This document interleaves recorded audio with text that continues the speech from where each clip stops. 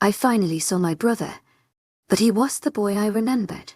His eyes were red, and his body trembled as if he might turn into a beast at any moment. Chapter 49, Living Hell. Waiting for Raven to come back was like waiting for a never-ending storm to subside. The atmosphere of the room was swirling with flakes of fear and apprehension, clouding together with memories of the figure outside my window.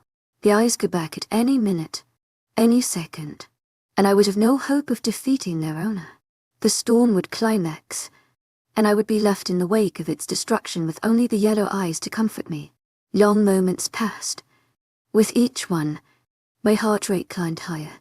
Humming filled my ears until it was the only thing I could hear. My eyes shot wildly around the room for a distraction until I realized the humming was coming from my fear. It came from outside my room and traveled down the hall until it met my ears.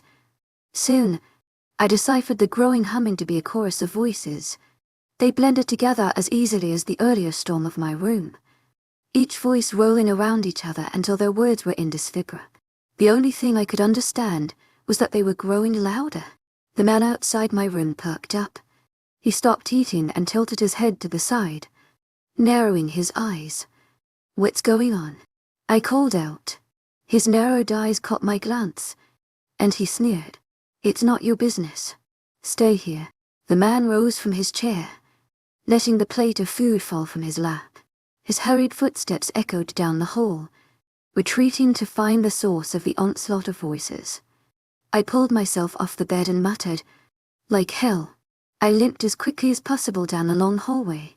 My hands gripped divots in the walls for support, and around every corner, I paused to search for anyone who would stop my endeavors. However, the hallway was empty. I didn't see a single soul until I emerged into the main room. To my agent extraordinaire, webnovel, heartfelt thanks for your unfailing patience, enthusiasm. I found the source of the humming. The room hadn't changed in the short amount of time they'd been absent from it. Like before, a large crowd gathered, interspersed with furniture and various rooms. Doors stood ajar with people flooding out of them, and yellow lights contrasted greatly to the moon shining outside. However, unlike before, people weren't moving. They stood clumped together, speaking in loud voices and staring at a spot at the end of the room. My gaze followed theirs until it fell upon the wall of glass windows. The door leading outside was wide open and a small semi-circle formed around it. A figure moved into my line of vision, and I immediately caught their arm. To my agent extraordinaire, webnovel, heartfelt thanks for your unfailing patience, enthusiasm. What's going on? Raven pulled herself from my grip, glancing at the crowd. "I'm not sure, but it doesn't look good. Let's go." She grabbed my arm and began pulling me away. "Wait." Earning several glares, Raven stopped pulling my arm just long enough for me to catch a movement on the other side of the room. A door opened and Samuel's tall figure emerged. He wasted no time in pushing his way through the crowd, Goldie tailing behind him. The room parted around the duo, needing no more than a glare from Goldie to create a path. "What's going on?" Samuel called, breaching the semi-circle which framed the door. When he reached this point, however, he too. Goldie followed suit, and suddenly, the crowd grew louder. I was able to decipher what they had all been murmuring just moments before, but what they spoke did little to comfort me. "It's NTC daggers shooting down my back." "Who is it?" a woman called. And another, "Where did it come from?" One ran closer to the front door. I heard a knock and found her there. Finally, one familiar voice rose above the crowd. "Leave," Goldie called, piercing the protesting crowd. "Back to your rooms. Back to your jobs." Like the grass bending the will of a breeze, the crowd began to move. They retreated without a second thought, following Goldie's orders as if their very lives depended on it. Then again, catching her dark glare bearing down on each and every soul. It probably did. Raven moved with the crowd. She again pulled on my arm, but I was rock solid. While searching the room, my gaze had fallen upon Samuel. Archie turned his back to the door and was now facing me with a look I couldn't quite decipher. At least, not at first. His eyes were filled to the brim with emotion, more than I had seen in days. His body was tense and unmoving, but one hand was extended in front of him. Almost unconsciously, he was reaching out, calling me to come closer and ease the emotion surging within his soul. Then, it was gone. Samuel's hand retreated and his face paled. He shoved through the dispersing crowd, a frantic glint in his eyes. Long legs stalked toward me, and for a moment, I wanted to turn and run. Then, that moment passed, and a stark realization fell upon my shoulders. Something was wrong. Samuel reached me the very moment that thought rang through my mind. Completely ignoring Raven, Samuel grabbed my waist and turned me away from the glass door. Before I could protest, he was leading me back down the hallway to my room. Raven was left behind and soon disappeared into the crowd. I pushed against Samuel, digging my feet into the ground. I gasped as a sharp pain shot through my ankle. Samuel paused at this, and I took the opportunity to pry myself away from his grasp. What's happening? He looked me up and down, once, then twice, then again. The earlier frantic light was now fused within his dark eyes. We need to get you back to your room. I can explain there. No, I refused, folding my arms and dodging out of his reach. What did you see? Samuel's mouth hung open with the words I wanted to hear. However, he never spoke them. He only looked at me once more with those dark eyes. Without waiting for the response I knew would never come, I pushed past Samuel and stalked back into the living room. It was emptier now, with only a few souls lingering in the doorway. Goldie was among them. She turned to glare at the person who dared defy her order. But then her eyes met mine. Just as soon as she saw me, her gaze darted to Samuel, and understanding blanketed her expression. She moved into my field of view, just as I was closing in on the door. Desperately, I tried sidestepping her, but she caught hold of my shoulders and held me in place. Samuel came up behind me, replacing her hands with his own. What's going on? I cried out as Samuel pulled me backward. By this point, he was only halfway holding on to me. I could pry myself away from his grip just as I would a small child. And I continued yanking my arms out of his reach, throwing off his attempts to hold me back. Samuel, Goldie began. Let her go. Samuel hung his head and his arms fell limply to his sides. Goldie eyed me with sudden pity, stepping aside to clear my path to the door. My eyes darted between the two for only a moment before I pushed myself forward. When my gaze fell upon the doorway, my heart turned cold. To my agent extraordinaire, Hélène Noble, heartfelt thanks for your unfailing patience, enthusiasm. Lying in a mangled heap just outside the door was a body. Blood covered almost every inch of skin and torn clothing. Brown hair fell across their face. Twig-like limbs were bent at awkward angles, bending and folding around each other. They were broken in almost every spot and dark. Purple bruising covered the areas not coated in blood. The body was so deformed that upon first glance, it didn't even look human. But it was. I knew it was. I knew it, because it was just anybody. It was the form of some unfortunate woman that fate decided to send to their demise. No, it was a body I knew. It was my mother. I didn't have to push aside her dark hair because I knew exactly what features would lay beneath. Her eyes didn't have to open because I knew they were the same color as my own. There was no need for closer inspection because this disfigured heap of skin and bone was the same person I'd spent my life with. This was the woman who raised, comforted, healed, and guided my entire world. And now, she was dead. I don't know how it happened, but the next thing I knew, my knees buckled, and I was on the ground. My palms fell forward, bracing my body, until they gave way. As well, before I could fall, thick arms caught me and held me upright. A thick and crippled sob escaped my lips. Other noises sounded around me, voices calling harshly to each other. Feet moved, and before I knew what was happening, 4 hands lifted my mother's body. My hand reached forward to join them, Shaking fingers fell upon her cold shoulder, and the blood that was caked on my mother's body spread onto my fingers. The moment I realized the body was real, the other hands lifted it up and out of my vision.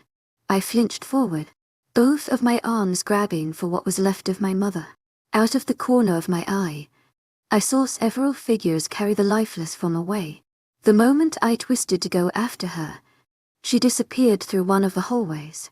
My feet launched me forward, but the hands under my arms were merciless.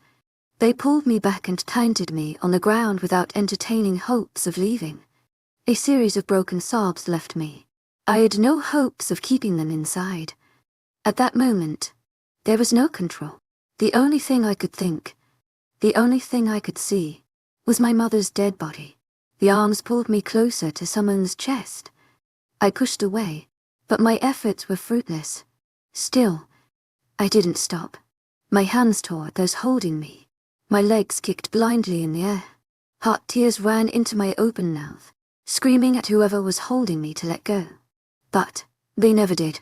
They carried me away from the door, away from my mother. Soon, the walls around me changed and the floor grew softer. When I stopped fighting long enough to see where I was deposited on my bed, and Samuel's looming frame sat next to me. He called out my name. When I didn't respond, the hands returned. Only this time, they wrapped around my waist. I stopped struggling at this point, knowing that they wouldn't leave until they wanted to. They wouldn't leave me alone. They wouldn't let me see my mother. They wouldn't let me fight. To my agent extraordinaire, webnovel, heartfelt thanks for your unfailing patience, enthusiasm. Nor their owner cared what I wanted. I heard my name called again. Upon recognizing Samuel's voice, I whipped my gaze up to his. He was staring down at me with sorrow-filled eyes. His lips continued to move, speaking comforting words and drawing me nearer. As his voice entered my brain, something willed me to calm down. It tried to lull me into his comforting tone and allow his hands to hold me the rest of the night. Then, I remembered my mother's body. My hands pushed again against Samuel's chest. He hadn't been expecting it this time, and I got away a fraction of an inch. When his voice stopped and I met his gaze again, I snapped. The immediate attack of grief abruptly turned to hot, searing anger. This is all your fault. My voice was low at first, but it rose with every word. He let me go at this point, and I tore away from him. I pushed myself up against the headboard, leaving him sitting on the other end of the bed. Samuel stared after me with confusion at first, and then, understanding, he hung his head. I know. My chest was heaving and tears began pouring faster down my face. No, you don't. You don't know a thing. How could you know? How could you? He looked at me at this point, eyes brimming with water. When he opened his mouth to speak, I cut him off. Don't. You can't say anything. This is your fault. Why didn't you let me go? Why did you come after me? Why did you let this happen? Samantha, you're what? You're sorry. That doesn't fix anything. That doesn't fix the fact that my mother. My voice broke off as another sob racket ate my body. Samuel reached for me, but I shoved his hands aside, taking a deep breath. That doesn't change the fact that my mother is dead. You said you'd find her. You said she'd be fine. You lied. None of this would have even happened if you weren't hell, bent on making my life miserable. Pain filled Samuel's features. I never wanted that. I just wanted you to be happy. Do I look happy, Samuel? I breathed heavily, my voice growing louder. The only people I have in this life are dead or about to be. He paused, then almost too soft to hear. To my agent extraordinaire, webnovel, heartfelt thanks for your unfailing patience, enthusiasm. You have me. I don't want you. Samuel flinched, then nodded, as if he'd been expecting this answer. All alone, he closed his eyes. This was supposed to happen. No, it wasn't. My family was supposed to stay safe. That was the deal. If I loved you and made you happy, then they wouldn't get hurt. My voice trailed off. But my ramblings were cut short. What are you talking about? I shook my head, fighting back sobs. I did everything I could, and they still got hurt. I did everything to keep you happy and not argue and be a good mate. But it didn't matter. My mother is dead, and Will is either dead or a monster. And you know what? If you weren't here, if you didn't come after me, if I didn't have to live my life pleasing you, then my family would be thousands of miles away by now. Another sob tore through my body, cutting off my rant. Samuel didn't try to touch me.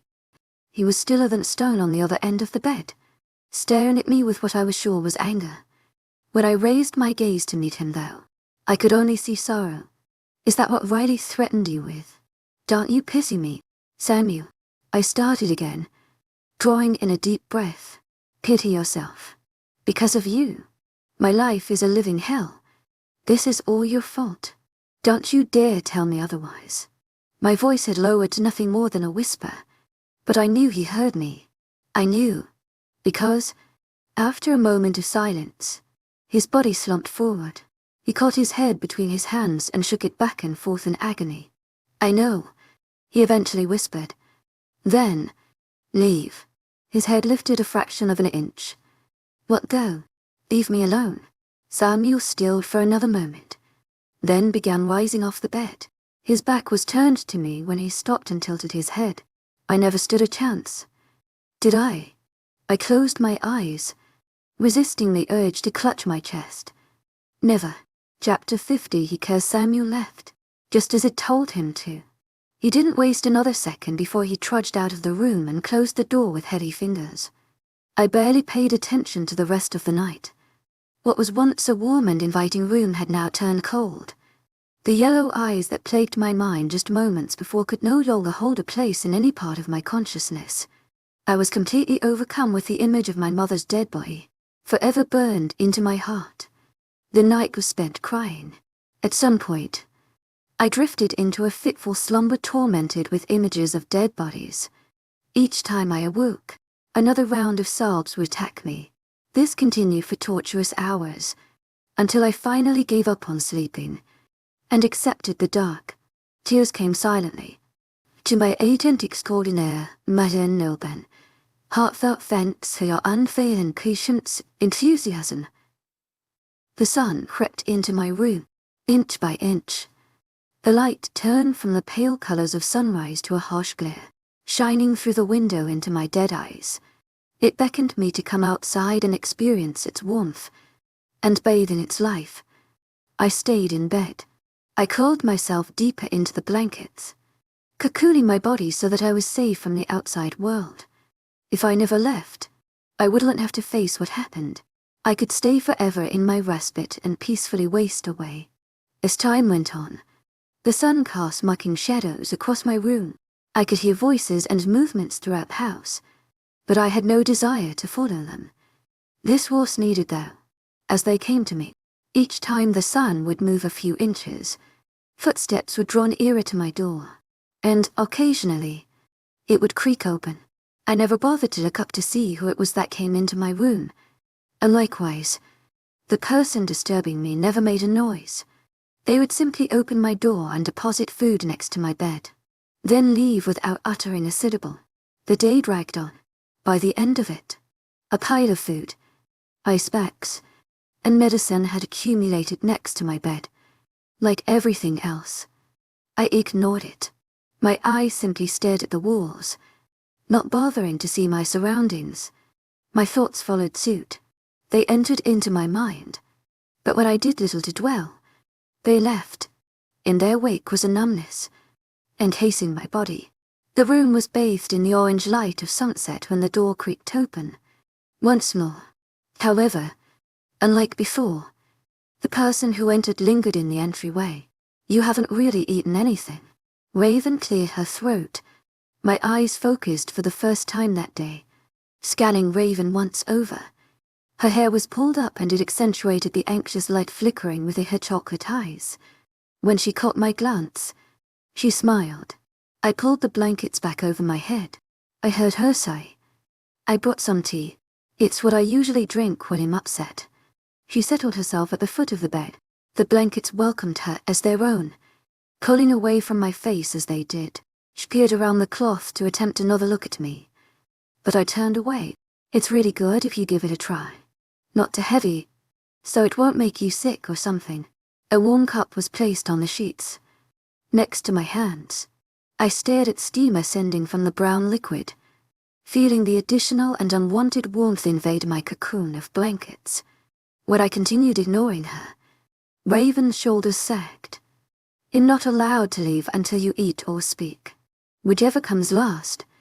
Her words rooted their way into my mind, and before I knew it, I opened my mouth to let out a raspy groan. Go away. To my agent extraordinaire, Love, heartfelt thanks for your unfailing patience, enthusiasm. I could hear the smile in her voice. You're halfway done. She shifted, pulling the blankets further away from my face. I glared daggers at her hopeful expression. Raven's face faltered, and she bent her head. The image of her sitting at the foot of my bed brought back memories of the previous night. Not horrific images that played my dreams, but the reality that carried just as much weight. A picture of Samuel, shaking his head in agony, made its way to the forefront of my mind. I tried ignoring it like it'd been successfully doing all day, but with Raven sitting at the bottom of my bed, continually reminding me, the image refused to pass. A weight began to settle on consciousness. It dripped into my soul like a leaking faucet at first, before it advanced as a raging storm. Then, everything hit. The numbness had succumbed to the entire day cracked away.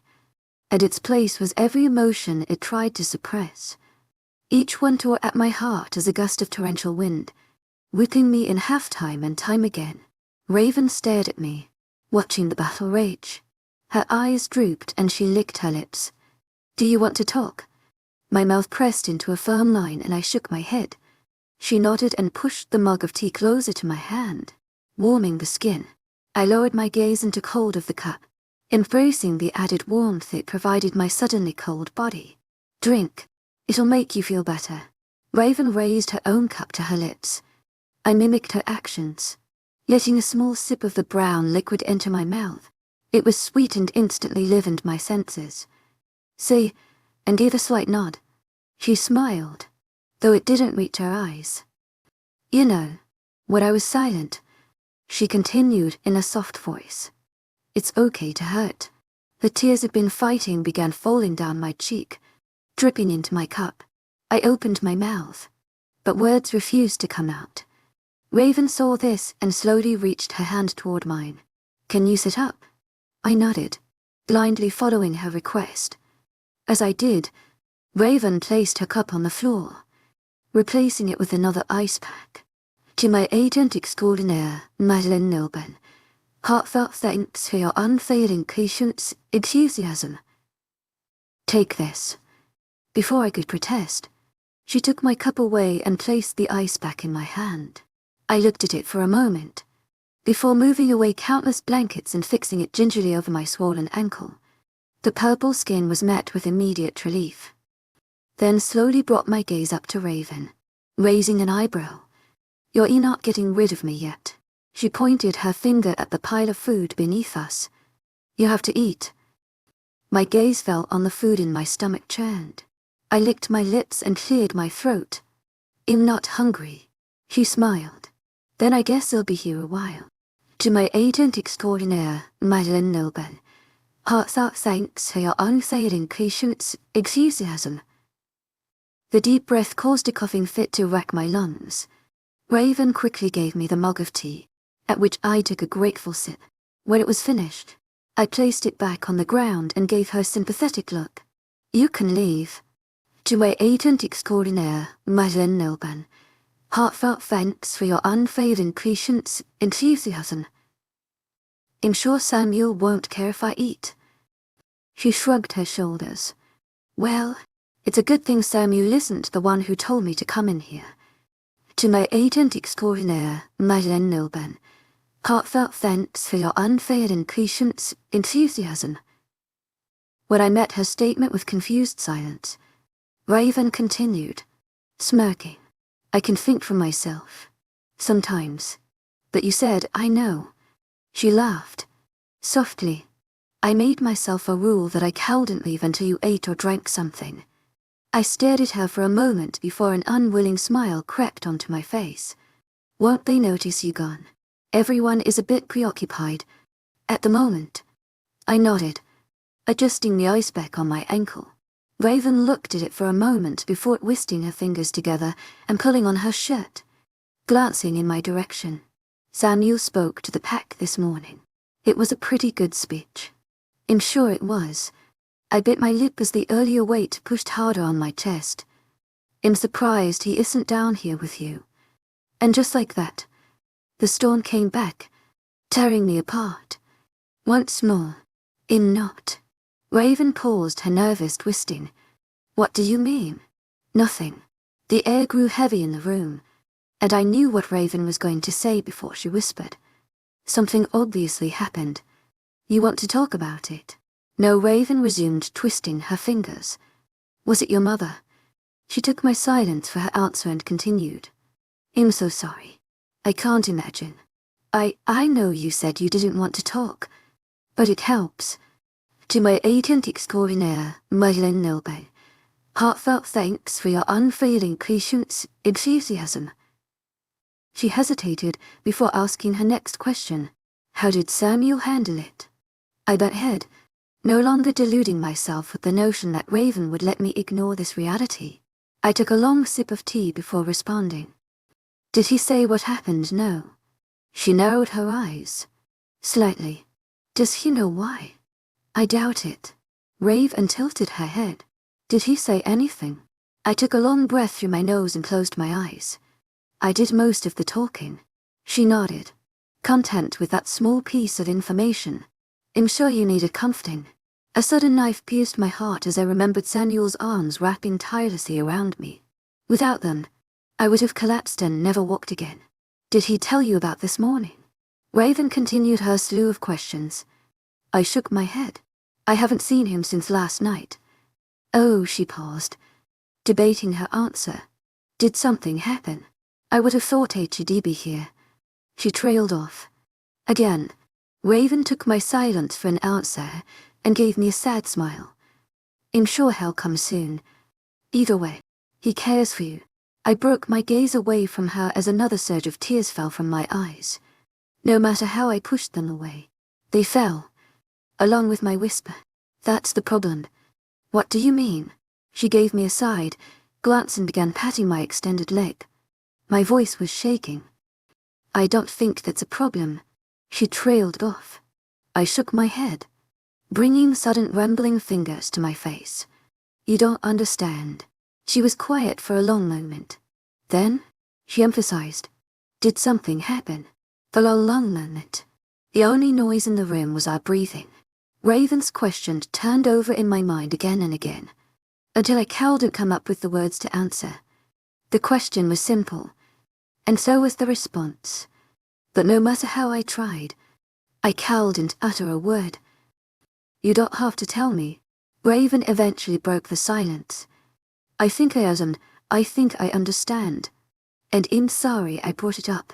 Sometimes things just don't work out. I guess. She raised herself from the end of the bed, patting the blankets. I'll go now. I didn't try to stop her. The remainder of light quickly faded from vibrant red and tore in and blanketing the room. I'd been left with my thoughts for hours now, and unlike before, I couldn't numb them away. They continued torturing me until there were no tears left in my eyes, no strength remaining in my limbs. However, I couldn't find it in me to care to move. I couldn't find it in me to care to even think. The problems that haunted my consciousness only the day before were now insignificant. What did it matter who took my mother? What did it matter who killed Riley? Who bit Will? The latter would probably not survive. The other two were already dead. And lastly, the only one that I might have had left in the wake of all the devastation. It pushed away. Darkness encompassed my room. The last light of day had faded, and I was left with nothing more than a cold moon glinting through a dirty window. Almost unconsciously, I pushed the blankets from my body and removed a now melted ice pack from my ankle. My leg slipped off the bed, my injured ankle landing on the floor last. To my surprise, the pain was nearly as intense as the night before, and I was able to walk. So I did. I walked straight to my bedroom door, and with only a moment of hesitation, creaked it open. The hallway was deserted. I expected to find Raven or the man from the previous night, but there wasn't a soul in sight. Without waiting for one to appear, I slipped out of my room, trudged down the hall. I went opposite the direction of the main part of the house and made my way deeper into the maze of doorways. It only took a few minutes and several lucky turns to reach my destination, a shining metal door. Specifically, the door was locked behind. Not to my surprise, the door was sealed shut. I tried it time and time again, but with each yank of the handle, the only thing accomplished was exhaustion. After pulling on the door for several minutes, my feet slid out from underneath me, and I collapsed on the ground. Tears and silence all tore through my body, as once again, grief overcame my senses. But this time, there was no one to lash out at. This time, I was utterly alone. I remained outside was door the entire night. No one came to find me. After Raven left, there was no need. They were all off in their own parts of the house, mourning their own losses. My own was only a drop of water compared to their ocean. To my agent extraordinaire, Madeleine Milban, heartfelt thanks for your unfailing patience, enthusiasm. Insignificant. Drop. Swift footsteps echoing down the hall was what woke me. It took some time until they reached Will's door, but by the time they did, I knew to whom they belonged. Samantha. Samuel's deep voice confirmed my knowledge. I raised my head off the floor but stayed sitting in order to avoid looking at him. My voice came out gravelly and almost as low as his. Samuel. His frame was stiff. Raven suggested I give you breakfast. I put it in your room. My room is down the hall. I know. I was coming to check on Will. I shifted, keeping my gaze planted on the wall, unsure of how to respond. Samuel answered for me. He'll come back later. His footsteps began to retreat. Again, the loneliness of the hallway surrounded me, and before I could stop myself, I called out to him. At my voice, Samuel paused, then turned back around. He waited for me to continue, but I couldn't find the words. My gaze stayed trained on the wall and I bit my lip, forcing back the tears I thought had subsided. What do you want? Samantha. Samuel's tone was harsh. His words stung. In response, I stuttered over my own. Everything I spoke was incoherent and meaningless. When my voice died off, silence filled the hall, much heavier than before. Despite the knowledge that Samuel was only feet away, loneliness crept in, along with the image of him sitting at the end of my bed. Broken, then came memories of my spitting voice and accusations, throwing him over the edge into a pit of agony. The heavy weight filled my chest. Once more, when I looked up, Samuel was gone. He left me outside Will's door, with nothing more than I deserved. As I watched him plod down the hall, a piece of my heart that I hadn't known existed was torn in two. Another hour passed. Just as I was debating returning to my cocoon, another set of footsteps came teroding down the hall. Tentatively, I raised my gaze to face their owner. Golden hair flashed into my vision. Just before Goldie spoke, "What are you doing out here?" She stopped just in front of me, standing close enough so that I had to tilt my head back to see her. When I met her gaze, I flinched. She was glaring at me, clear displeasure lacing her sharp eyes. My heart skipped a beat, and I lowered my gaze. Leaving? Don't leave on my account. I hesitated, flicking my eyes up to her. She had her hands on her hips, and the glare was etched deeper into her face. Instead of responding, I rose to my feet and pressed my back into the wall opposite of her. Inching back down the hallway, her voice stopped me. "Where's your guard? I haven't seen him since yesterday."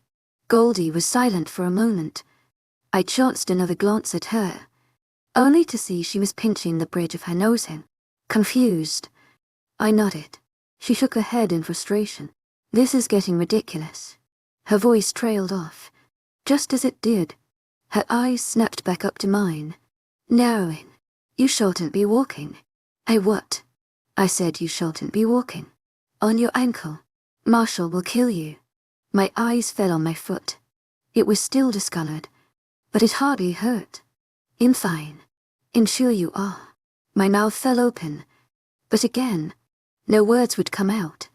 Goldie continued glaring at me, and when I couldn't take it any longer, I sank back into the wall.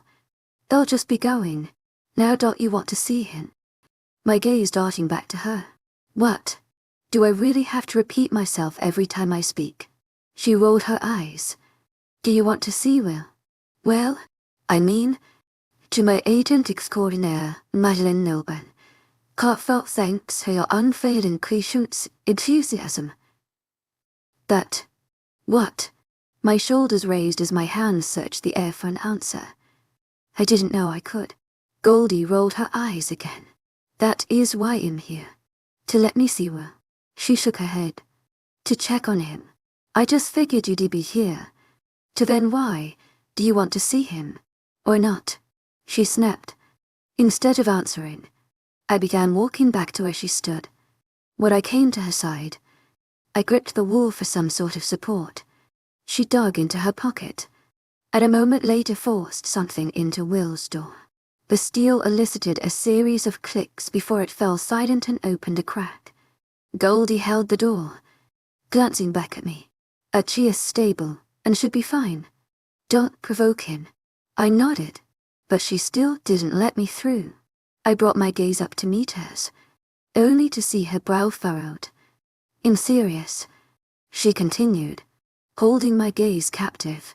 Samuel will kill me if something happens to you. I shook my head and mumbled. I know you don't like him, but believe me, he will care. He always cares. My eyes were firmly planted on my feet now. I waited for Goldie to open the door for me, but she stayed in place, holding me hostage outside. After a silent moment, she snapped. Her hand fell away from the door, but instead of opening it, she closed harshly. She huffed out a breath and landed her hands on her hips. Do I? What? I could almost hear her eyes rolling. To my agent extraordinaire, Madeleine Milburn. Heartfelt thanks for your unfailing patience, enthusiasm. I bit my lip. Flashbacks of all the moments I had been asked that questions ran in my mind, and my initial impulse was to answer with what Goldie wanted to hear. But, instead of giving in to the impulse, I had nothing else to lose. Riley was no longer threatening my family, but that didn't even matter. My mother was dead. Will was already a wolf. There was no more leverage. Nothing more tying my hands and forcing me to answer appropriately. Nothing, except how I truly felt. Goldie noticed my hesitation. After a moment, she sighed and resumed her previous glare. Never mind. I know how you feel. Without waiting for my response, she unlocked the door and began to retreat. Lock the door when you're done. Chapter 51, A Liability.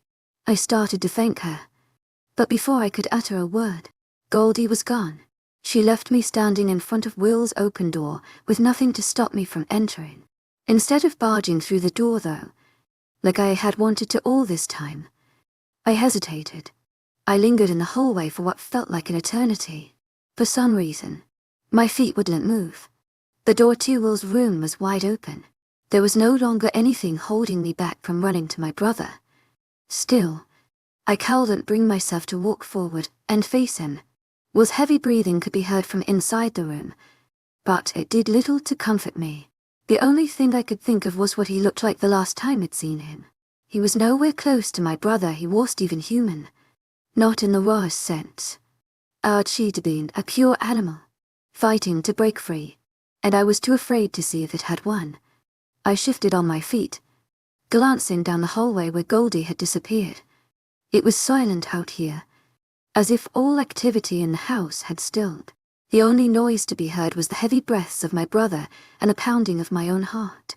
I shifted my feet again, and this time, the floor creaked. The breathing inside the room faltered, and before I could stop myself, I stepped forward. Every ounce of sanity left me as I pushed aside all my fears, knowing the only way to face them was to pretend they didn't exist. At least, not for now. The room was dark. There was no window in here, only a small light bulb hanging from above. It wasn't turned on, and the only source of light came from the hall. The bedroom was small. A twin-sized bed took up the length of a back wall, and a wooden chair was placed next to it. There was a pile of blankets at the foot of the bed, and another mound on top of it. It moved up and down with the rhythmic breathing of a body, buried beneath countless duvets. My feet carried me into the room. With a thud, the door shut behind me, and all light was eliminated from my surroundings. The figure on the bed moved, and for a fearsome moment, I stood rooted in place. Then, the figure groaned, and that fear was washed away. I scurried forward and knelt next to the bed, pushing aside the wooden chair. It made no sound as it scratched the wooden floor. But at a movement, Will shifted. His hand fell off the side of the bed, and before I could stop myself, I reached forward to grab it. A nonsensical grin spread across my face, and my chest tightened. When my fingers curled around Will's, his breathing stopped. His hand went stiff, tightening substantially. My breath caught in my throat, but I didn't care to breathe. To my agent extraordinaire, webnovel, heartfelt thanks for your unfailing patience and enthusiasm. It would only serve as a distraction. Silence filled the room. Will turned his head to face me. His eyes fluttered open, and when they did, my blood ran cold. Will was staring back at me. He was gone, and in his place were glowing red eyes. They flashed through the darkness, staring at me from the face of my brother. His features were stiff and confused, and his eyes narrowed. His tight grip on my hand was suddenly crushing. His narrowed eyes were a cold glare. I was brought back to countless painful memories, each sending a wave of panic crashing against my chest. Just as I was ready to succumb to it, a strained voice cut through the silence. "Samantha." It was Will's voice. There was no denying it. Though tired, strained, and lifeless, it was his. My body stilled, and there was a break in the waves of panic, a small moment that allowed me to lift my head up for air. I choked on a sob. To our agent extraordinaire, webnovel, heartfelt thanks for your unfailing patience, enthusiasm. All at once, the red eyes were forgotten. They didn't matter. What they meant didn't matter. All that mattered was what was before me, my brother. Not a wolf. Not a human, but Will. He was alive. He was conscious. Most importantly, he was speaking. The sob escaped my lips. I buried my face in Will's captive hand as he shifted his weight, putting his body up on the bed. After a moment, I helped him and positioned the blankets to cover his body. He was shivering, shaking with every breath. "What are you?" He broke off the middle of his sentence, taking a needed breath. "Doing here?" My tears turned into a momentary smile. "I came to get you out of bed." Something resembling a chuckle left his lips. He settled against his headboard, leaning his head back while struggling to breathe. "Can't I have 5 more minutes?" Though our tones were light, I could sense the truth behind Will's statement. The effort it took him to sit up was monumental, and it showed. Even in the dark, his hand was no longer curling into mine, but growing limper with every passing second. His body shook almost violently, though he hid it beneath the countless layers of blankets. I lifted Will's hand back onto the bed and placed it on his chest, giving it a small squeeze. "Only if you really need it." "I don't know." Will took another breath. "I've been asleep for a while now. You haven't missed much." Resisting the urge to look back at the heavy metal door, knocking us inside, he snorted and looked around the room. The sound brought back dozens of memories, causing another slew of tears to cascade down my cheeks. "No, not much at all." Will knocked. A silence stretched for a moment. Before he breathed, Where are we? I bit my lip. The pack house. Hasn't anyone spoken to you? He shook his head. Not really. They haven't told you anything. His voice was suddenly grave. I didn't say that. My eyes were adjusted to the darkness now, and I searched Will's features. His eyes were closed, but his face was anything but relaxed. His brow was furrowed until it seemed that every inch of his forehead was covered in permanent lines. A grimace replaced his once light smile. What did they tell you? Will took a deep breath before responding. They told me enough. Filled in the blanks. I know why I'm here. My hand reached out for his arm, squeezing it lightly. And how are you feeling about it all? He tried to shrug, but when the movement became a burden, he slumped further into the bed. They said the worst is over. That doesn't tell me much. Well, I'm not one to talk about feelings now. Am I? I suppressed a grin, masking it with a scowl. Will, I'm alive.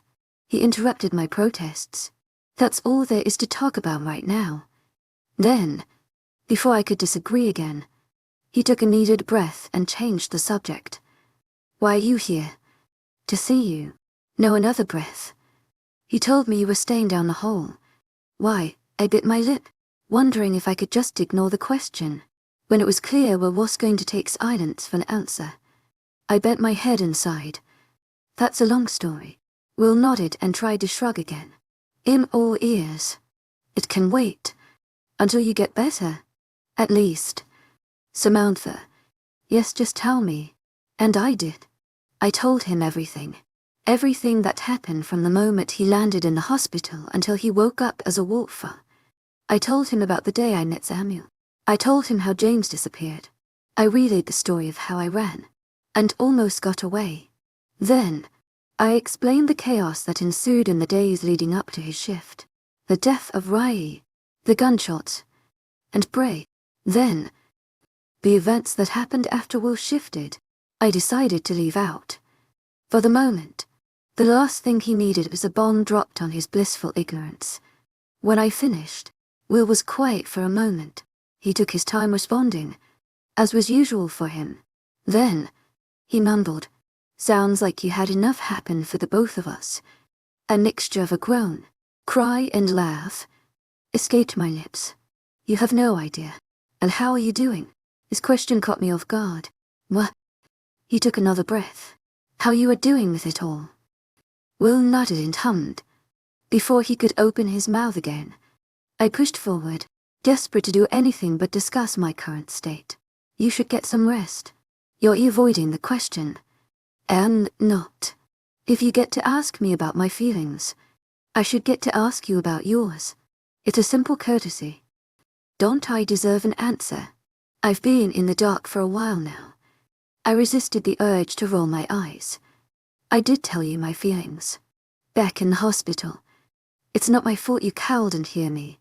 Will's eyes found my own. My breath hitched for a moment as the glowing red tried mock me into a panic.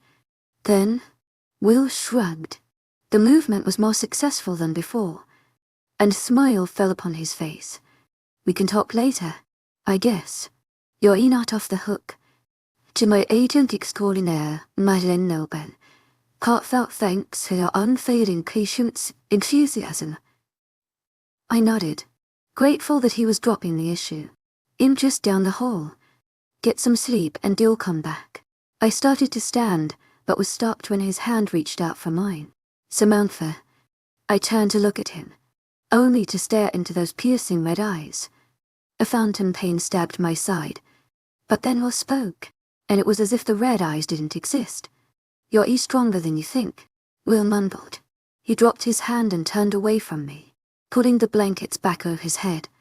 Come back soon. To my agent extraordinaire, Madeleine Nobel, heartfelt thanks for your unfailing patience, enthusiasm. To my agent extraordinaire, Madeleine Nobel, heartfelt thanks for your unfailing patience, enthusiasm. I left the room, softly closing the door behind me. I walked away from the door, but before I got far, I stepped on something cold. I lifted my foot up only to see a small metal contraption that resembled a key. My glance went back to Will's room, and after a moment of hesitation, I picked up the key and locked him inside. The worst of his shift may be over, but I was going to be the cause of someone losing another life, even if the chances were slight. Not again. After locking the door, I wandered back down the hall to my room. My feet paused outside it, but instead of going inside, I turned the opposite direction. I didn't know what I was doing, and for once, I let my body take control. My heart was lighter after my interaction with Will, and I was more than willing to let that feeling linger. I ambled down the hall, taking care to watch for others. However, the place was deserted. I didn't know what time it was, how many days had passed, or what was supposed to be happening in the house. I'd lost track of it all. For all I knew, it could be the middle of the night and everyone was asleep. With that in mind, I journeyed deeper into the house. I took the familiar route back to the main hallway, pausing at every corner to listen for voices or footsteps. I never came across any, and before I knew it, I was at the opening into the main part of the house. It looked different, deserted. Though there were no people, the lights were still on. The windows had curtains drawn over them, shutting out the night and prying eyes. All doors were shut, and a fire was burning on embers in the hearth. I glanced around the room before my gaze landed on the kitchen the opposite side of the staircase. Almost on cue, my stomach grumbled, and I was moving toward it. The kitchen matched the rest of the house, the only difference being that the floor was wood, but a dark and smoothed over stone. It matched the countertops that wound around the room, an aisle and separating the kitchen from the living area. I walked silently into the kitchen, making my way straight for the fridge. As soon as I reached the edge of the kitchen, though, I stopped dead in my tracks. Peyton was sitting on one of the bar stools at the far edge of the island. The curtains of the windows were open behind him, giving me a glimpse into the forest blanketed in darkness. Grey blended into that darkness, despite the light shining in the kitchen. Samantha. Surprise etching his features.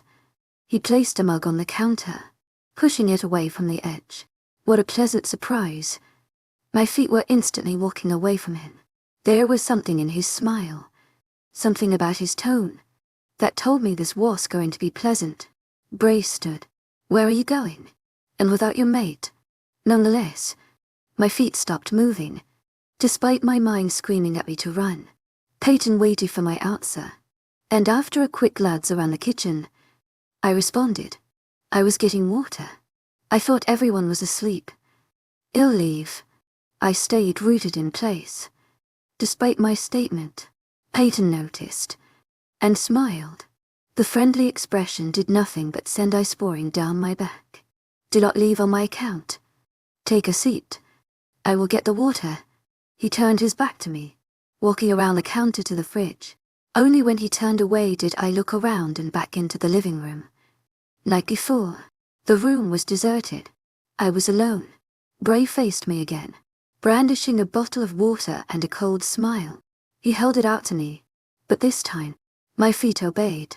I stayed frozen in my spot, wrapping my arms around myself. He tilted his head, a childish frown replacing the smile. I thought you were thirsty. I shook my head. I'm actually just fine. I should be going. Shame.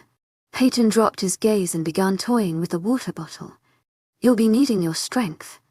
My composure faltered. I hesitated, and it was just enough time for Peyton to know he had me in his reins. A smirk played on his features, though he tried well to hide it. I bit my lip and tried to find some control over the situation. What did you say? I said you will be needing your strength. Peyton placed the water back on the countertop, catching my eyes. To my agent extraordinaire, Madeleine Nilbe, heartfelt thanks for your unfailing patience, enthusiasm. The next full moon. To my agent extraordinaire, Madeleine Nilbe, heartfelt thanks for your unfailing patience, enthusiasm. My breathing hitched. Every fiber of my being was now screaming at me to run, to get away from Bray. But I cowed and listened, not after what HED just implied. What are you talking about? Bray's face fell. He broke eye contact and picked the bottle up again. A breath of air puffed out his cheeks, and he leaned forward on the counter, tossing the bottle between his hands.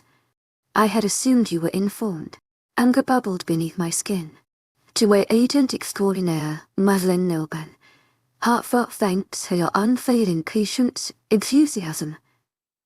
Peyton shook his head. It is a shame.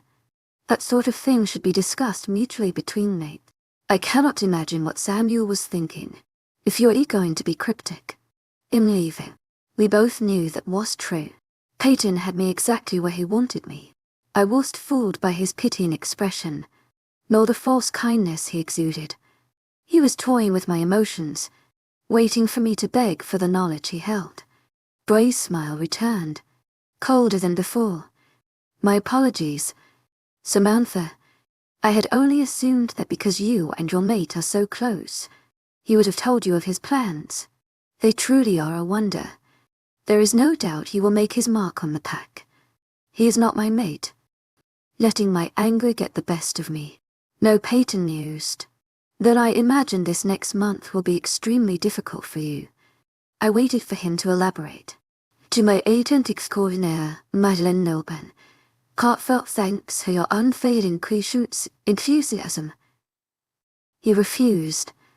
After a minute, I clenched my jaw and asked, why? It is easier for humans to complete the shift with a mate at their side. My heart fell out of my chest. I stopped breathing. My arms fell limply to my sides. And despite my best efforts, my jaw hung open. I stared at Bray, waiting for him to reveal that this was all some sick joke. Then again, he was never one to take things with humor. He nodded, regarding my demeanor.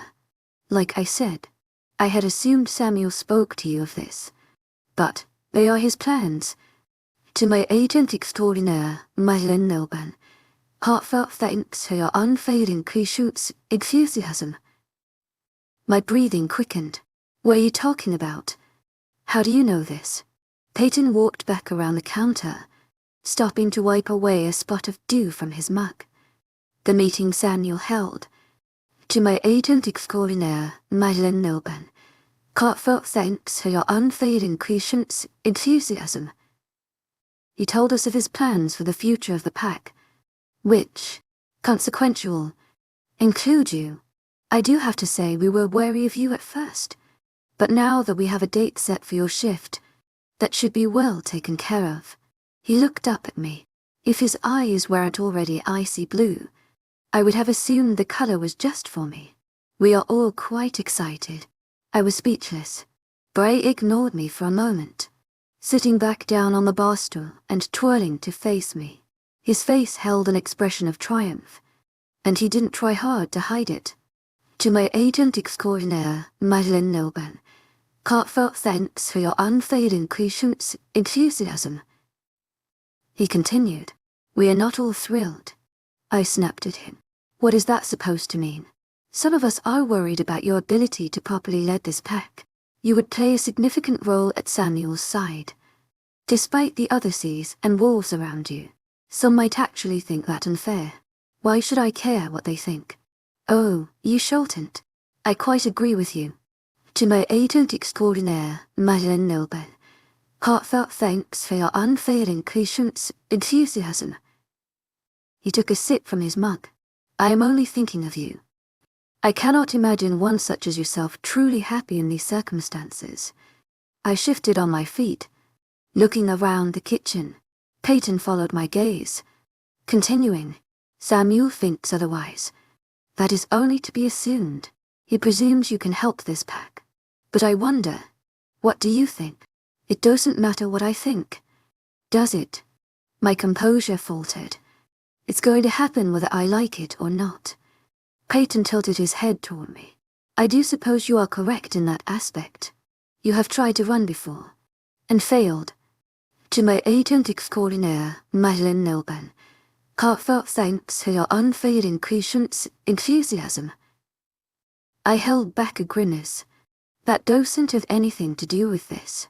On the contrary, he sat up, leaning towards me, though I was several feet away. I felt his presence overpowering. It has everything to do with this. It seems you fail at everything you do. Does it not? My mouth hung open with a vicious retort. But he plowed on, crushing my words.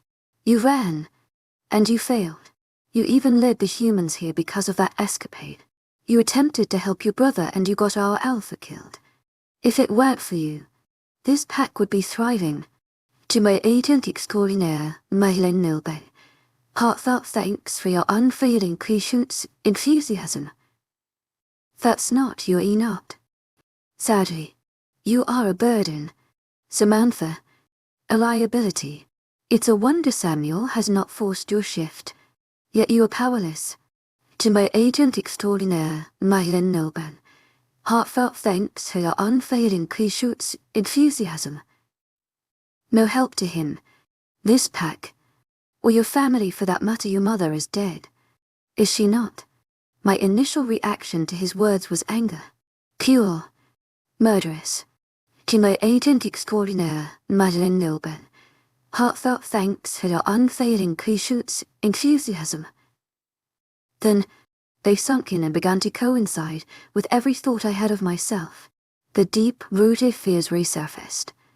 Every debilitating thought I had of my life was no longer in my mind alone but recognized by others. It was all in my mind. To my agent extraordinaire, webnovel, heartfelt thanks for your unfailing patience, enthusiasm. It was true. The evidence lay in the graves I created. My mouth was left hanging open. Hayton left his words dangling in the air.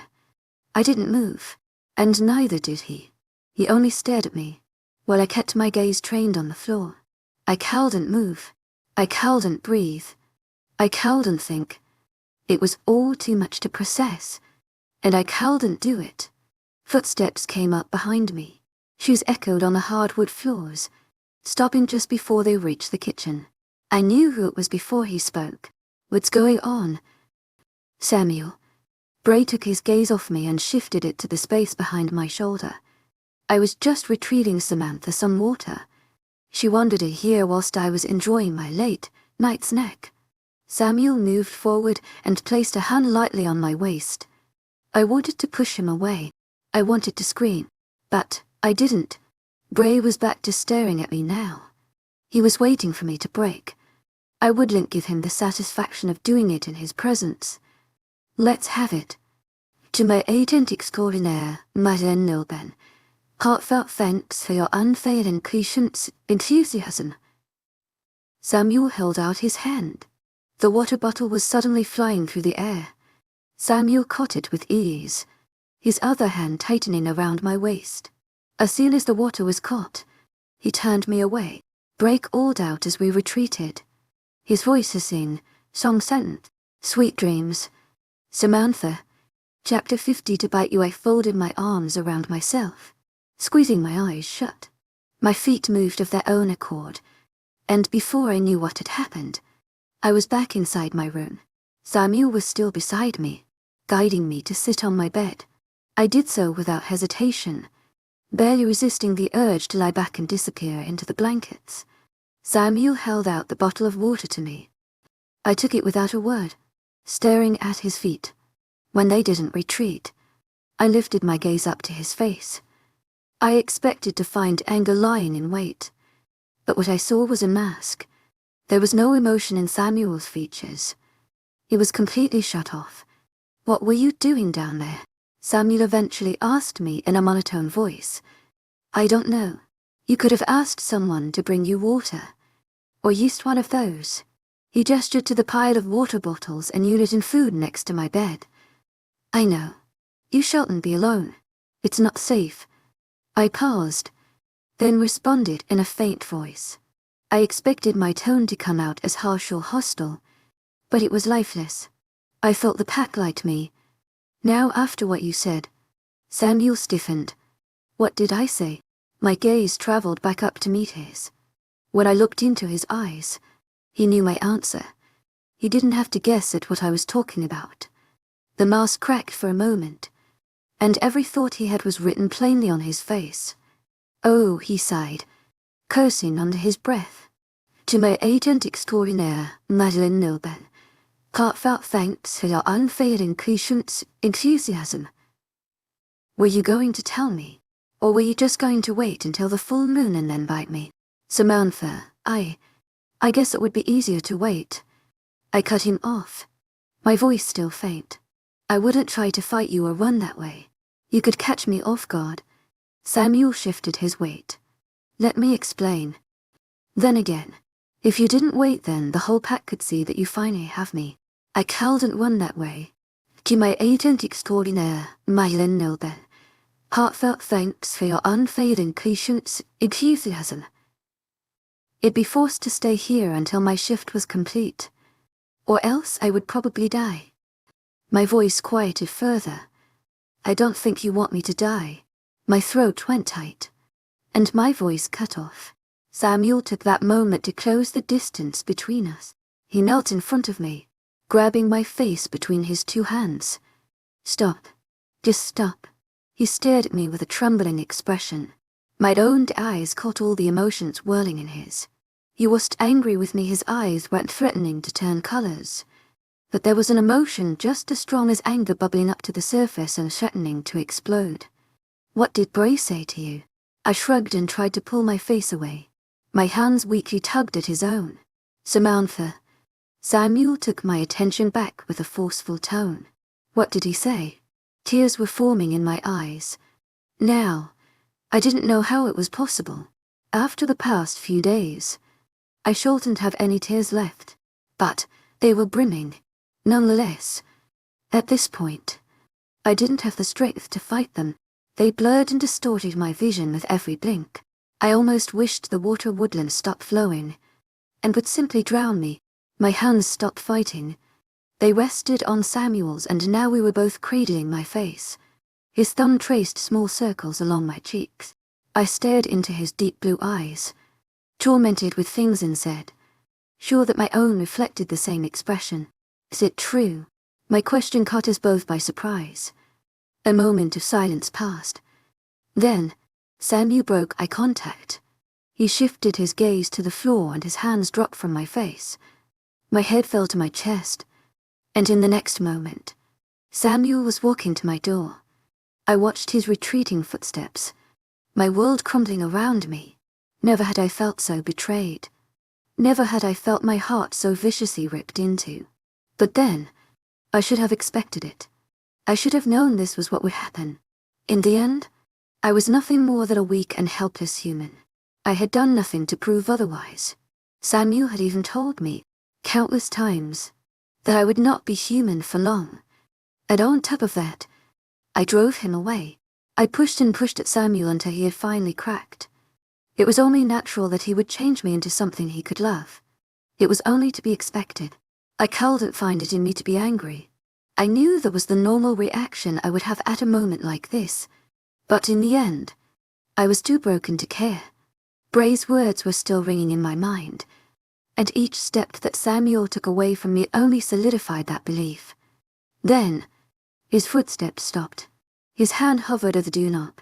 I glanced up just in time to see the resolve pass along Samuel's features before he turned and crossed the room. Back to me. He took me by the hand and raised me off the bed. I stumbled behind him, and when I did, Samuel lifted me into his arms. He carried me out of the room like that, swept up in his embrace. We traveled deeper into the hallways. We passed Will's room without a second glance and descended a flight of stairs that I never knew existed. The doors turned from wood to metal. The regular rooms were long behind us, now replaced with an entire hallway of reinforced shifting rooms. It was darker down here, unlived in, abandoned. Samuel stopped outside a particularly sturdy door. It was thicker than the rest with a large bar across the front. My blood ran cold as I stared at it. Samuel hesitated, and I could feel his heartbeat quicken with my own. His grip grew tighter, now holding me hostage rather than in an embrace. His muscles tensed and the mood shifted. Then, suddenly, I knew. This was where I would be deposited after Samuel bit me. This was where I would hope to die. This was happening now. Samuel Lope and the door. I began to struggle in his arms. The last bit of my fight resurfacing. I craned my neck to look into the room I was sure to meet my death. But Samuel walked backward through the door, limiting my vision to anything but his chest. I struggled harder at this point and began pushing against his shoulders with any strength I could muster. My legs flailed, and I managed to land a solid kick to his shoulder. Samuel grunted, and the next thing I knew, I was falling. What I thought would be several feet was only a few inches.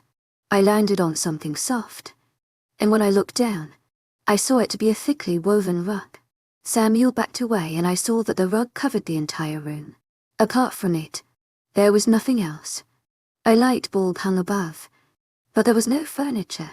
Not a chair, not a bed, not even a blanket. Samuel shut the door. I was engulfed in darkness. He began to walk back to me, but I scurried away until my back hit the wall. Then, the room was illuminated. Once more, Samuel stood in the center, holding a string connected to the light bulb. My heart was pounding out of my chest. "Leave me alone." He ran a hand down his face, pulling at the skin. "Stop being dramatic. Just stay away from me." Samuel let go of the string and raised his hands toward me. In not moving, to my agent extraordinaire, webnovel, heartfelt thanks for your unfailing patience, enthusiasm. Not expecting his answer. Good. I eventually choked. My eyes searched the room for something to defend myself with. There was nothing. Nothing except the layer of dust we were both disturbing. Samuel noticed my search. He looked as if he wanted to roll his eyes, but after regarding my trembling frame, he thought better. He drooped his head and put on another expressionless mask. "I'm not going to hurt you, Samantha." I glared up at him. "Like hell. You aren't. Stay away from me." He raised both of his arms, palms facing me. "I'm not going to bite you." My chest heaved with my quickened breathing. Adrenaline was coursing through my veins, breathing back what little life I had left. Samuel took the moment of silence to lower his hands and sit on the ground. He was still several feet away from me, but with him sitting on my level, my fearless and slightly. "I'm not going to bite you," he repeated. "I'm not going to force you to shift. Maybe not right now. You're not." He tried catching my gaze. "Not now. Not ever." "You what?" Samuel spoke slower. "I'm not ever going to bite you." I searched his face for deception, my heart still hammering in my chest. "Then why would you bring me here? It's the most soundproof room in the house. So people won't hear me scream when you finally kill me." My voice was strained and weak. Samuel bent his head. "I don't want you dead. Samantha, you were right about that." Desperate tears were streaming down my cheeks. "Again, I don't understand." I mumbled. "I don't understand what's going on." Bray said I cut myself off. He narrowed his eyes. "What did he say?" I took a shaky breath, filtering through my conversation with Bray. "He told me your plan. What you told the pack. He told me you're going to make me shift at the next full moon." My sentence broke off with a sob I hadn't realized was still lingering. Samuel flinched forward, arms outstretched. Then, he shook his head and retreated into himself. "To my agent extraordinaire, webnovel, heartfelt thanks for your unfailing patience, enthusiasm." I did tell them that. My sob died off, replaced again by the aching emptiness of a betrayed heart. The knowledge of its imminence didn't diminish the hurt, and as I stared back at Samuel, I knew the truth. This was only him trying to offer consolation before he turned me. This was only his good-natured self, trying to give me a respite before the storm. I didn't mean it. I paused, my breath hitching in my throat. What? I didn't mean what I told them. It was a lie. But I trailed off.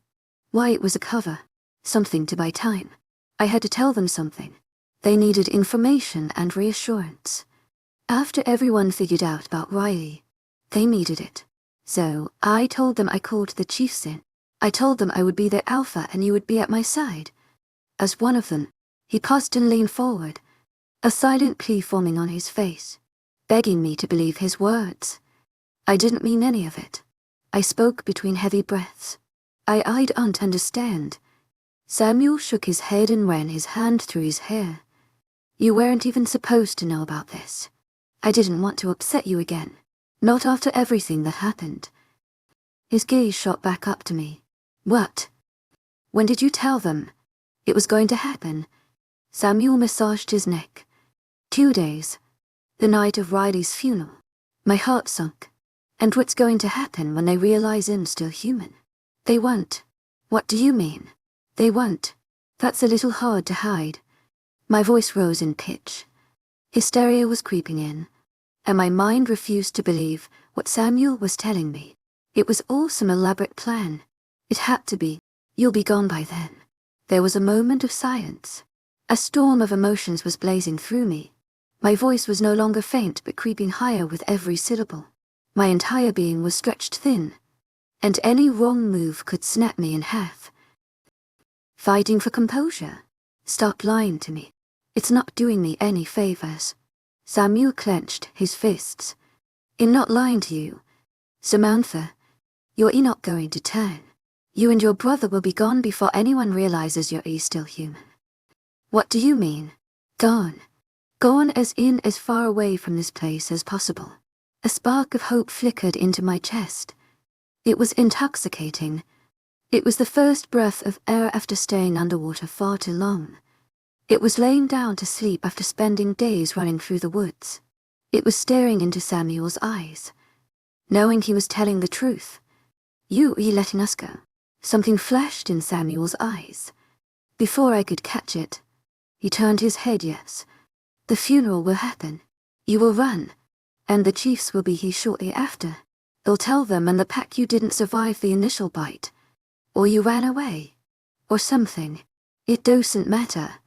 No one knows that was survived. It will be easy for you both to go. I exhaled a long breath. The world slowed until all activity ceased. Waiting for my response. Why? Why would you do this? After all this time. Samuel picked at the woven rug, pulling up stray pieces of string as he responded. You weren't ever supposed to get hurt. No one was. This will stop that from happening again. He dragged his gaze back up to me. All I ever wanted was for you to be happy. Samantha, I thought that if you had your family, if you could just see that he broke off, shaking his head. If you could just see that this wasn't so bad, you could love it. He wanted to say more. His mouth hung open, lingering on his last 2 words. A moment passed, and his chest deflated. I understand now that you can't be here. Again, there was silence, just like before. Samuel had a way of saying things that caused my heart to leap and break all in the same action. And when he was finished speaking and mulling over conversation, I was left to catch up. I folded my arms around my body, clinging to what little reality I had left. What about you? What about me? What's going to happen to you when they realize we're gone? What about Bray? The humans? James? Samuel took a deep breath. I'm pretty certain James is only after you or your mother. Once he thinks you're dead or gone, he'll give up. We hadn't caught a whiff of the humans since the other night. I don't think they're the problem. And Bray. It was sudden and complete contrast to all other emotion.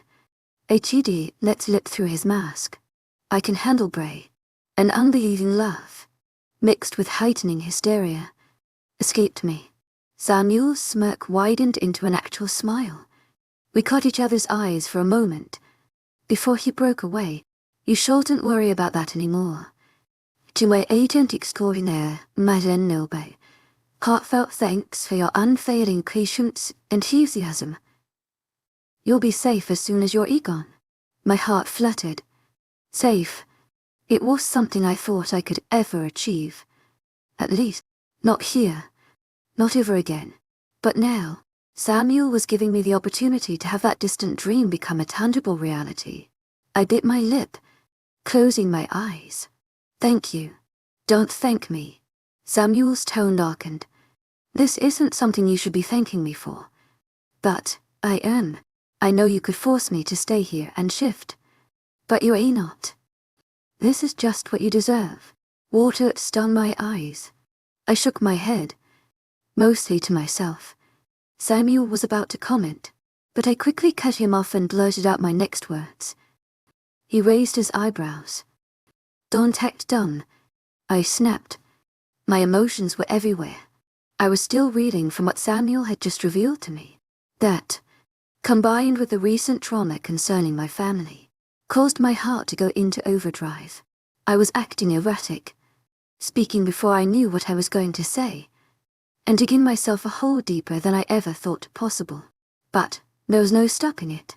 There was no control. And for once, I let it continue. I'm sorry for what I said the other night. Understanding washed over Samuel's features. He stared at me for a moment as I tried to hide the fact that I was shaking. I had avoided speaking of this, or even thinking about it, because every time I did, I lost it. I still couldn't bring myself to believe that my mother was dead. And because of that, I couldn't bring myself to believe it accused Samuel of it being his fault. I knew that I lashed out in my grief. I knew that he was the closest person I could hurt. But that knowledge didn't stop me from doing it. Samuel stiffened. You don't have to apologize for your feelings. My voice came out small. I didn't mean it. It was Samuel's turn to fight the truth. Riley's not here. You don't have to lie. I'm not lying. My body was noticeably shaking. Now there was no more hiding. Samuel fought against himself for several moments before he stood up and walked closer to me. He paused a few steps away, gauging my reaction. Had this been any other day, I would have pushed him away. If I had any inkling of control left, I would have withdrawn further into myself and fought Samuel's comfort. But tonight, Samuel had revealed he was letting me go. Tonight, I was too broken and confused to know what I wanted. Tonight, I let him in. Samuel sat down next to me. His face was contorted into an expression that could be mistaken for agony, but I knew it to be uncertainty. He held out his arm, just above my knee, waiting for me to flinch away. When I didn't, he almost withdrew. Then, a straight air slipped from my cheek and his arms were around me. My head buried into his shoulder and my knees fell onto his legs.